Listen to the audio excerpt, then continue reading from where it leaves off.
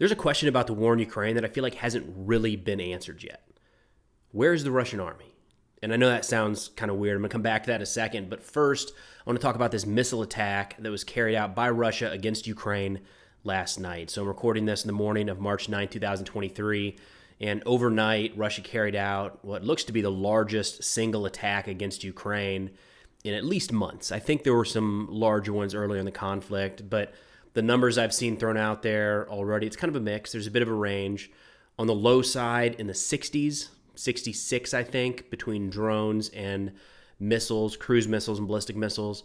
On the high side, I've seen some numbers in 80s, around 85. So wherever it falls in that window is still the largest attack in quite a while. Now, from the Russian Ministry of Defense, in regards to this attack, they put out that these strikes were in response to the cross-border attack in Bryansk on March 2nd. So in the Ministry of Defense announcement, they say that that was organized by Ukraine.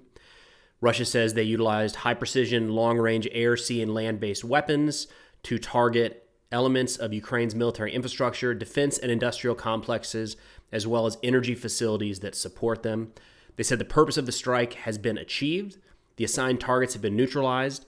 The strike destroyed unmanned drone strike sites, disrupted the movement of reserves and railway transport of foreign weapons, and impeded military repair and ammunition production facilities. So at a high level, like, that's what you would want to hit. If that is what Russia is targeting and that is what they're actually striking, it makes sense. Those are all military targets and things that help Ukraine continue to fight this war. So not crazy that any of those would be targeted in some sort of strike like this. On the other side, the Ukrainian Ministry of Defense said that the missile attack targeted critical infrastructure and residential buildings intended to intimidate Ukrainian civilians. There hasn't been a lot put out from Ukraine on the ground in terms of the effects of these strikes, whether it's casualties, damage to equipment, damage to buildings, anything like that. And that's to be expected. The country or the receiver of strikes in this case is generally not going to want to share that information publicly, because then the attacking country or attacking force has access to that information. So if Ukraine were to, say, put out a picture of a power plant and say it only sustained minor damage, that gives Russia the immediate intelligence that maybe they need to follow up with another strike, or maybe their targeting was off, anything like that. So we will see, I'm sure, kind of a battle damage assessment from Ukraine as a result of these strikes, but it'll probably be relatively vague, and I wouldn't expect it for another day or two. I know one of the things that's going to come out of this is a lot of people will say, thought Russia was out of missiles, that they ran out, almost a year ago. How are they still firing these sorts of volleys into Ukraine? And there's a couple things you can take away from this. First, there is a lot of evidence that Russia has continued to manufacture cruise and ballistic missiles over the course of the last year in spite of sanctions. So they are replenishing that stock as they go. It's not like they started with X and they're always moving down from there. The other piece is that, as horrible as it would be to be on the receiving end of 80 ballistic and cruise missiles flying into your country, that's not a huge number. As a comparison, the first 2 or 3 days of the shock and awe campaign that the U.S. and coalition forces carried out in Iraq was something like 500 individual missile strikes. So 80, again, is a lot. It's going to change people's lives. It's going to cause a lot of death and destruction, no doubt.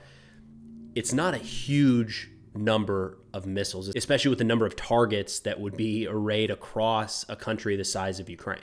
There have been some questions as to why is Russia firing these missiles at locations and targets well behind the front lines when there's serious fights going on, like in Bakhmut. And imagine that small enclave in Bakhmut is hit by 80 cruise missiles all at once, right? They would most likely overwhelm the air defenses in that one small area and could cause massive damage in an area of the line that's very heavily contested. But if we step back, it looks like these cruise and missile strikes are a way for Russia to play the long game, if you will. Now, I'm sure the truth sits somewhere between every one of these missiles is striking a residential compound and every one of these missiles is striking a valid military target.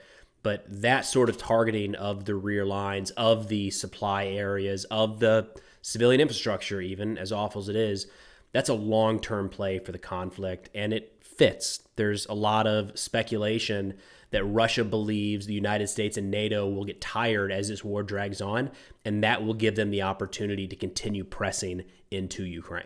All right, but that whole like, where is the Russian army comment at the beginning that didn't make a lot of sense. So if we look at where the majority of the fighting has happened in this war over the last really 3 or 4 months, it's in the areas of Bakhmut and Soledar in the east.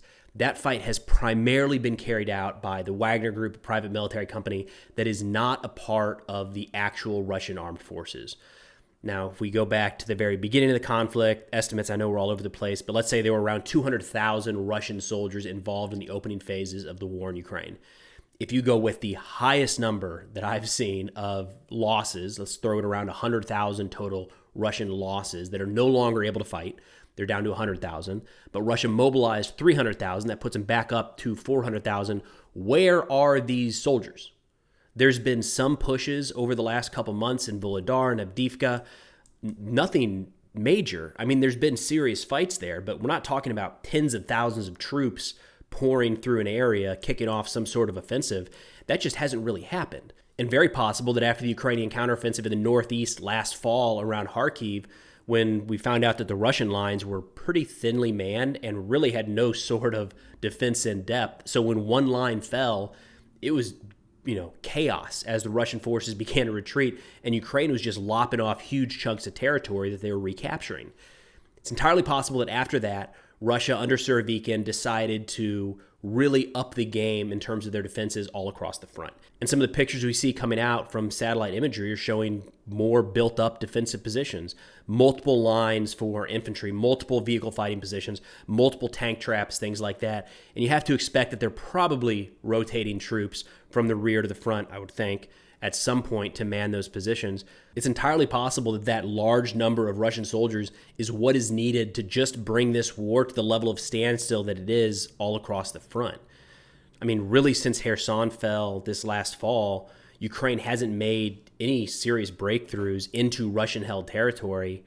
And to be fair, Ukraine hasn't kicked off any major offensive action, so it's not like something has failed. But maybe that speaks to the fact that the lines are now relatively stable. And to get to that level of stability, Russia just needed to bring in this extra 300,000 or whatever the number is all across the eastern and southern front. Now, there's another point of view from Prigozhin, the leader of the Wagner Group, who in a recent video said that once his guys secure Bakhmut, that there is some large, well-trained Russian force ready to exploit that breakthrough and move across the Donbass. Now, I have a hard time believing that there's any really large concentration of Russian forces anywhere near the front. There's just way too many intelligence assets floating around this battlefield for that to go undetected. But as this war drags on, that's a question that keeps coming to mind. If Russia kicked this off with, say, 20 or 30% of the force that they actually needed to be successful in Ukraine, then maybe this mobilization and reconstitution of the force only gets them back to the point where they're not going to lose the territory that they've already taken. And if that's the case, so long as there's no structural changes to this war, as in Ukraine continues to receive the necessary aid and equipment from the West, then it looks like Russia would need to conduct a second mobilization in order to get the troop numbers to actually push forward some sort of meaningful offensive. I guess time will tell, but that's all I got for now. I'll see y'all next time.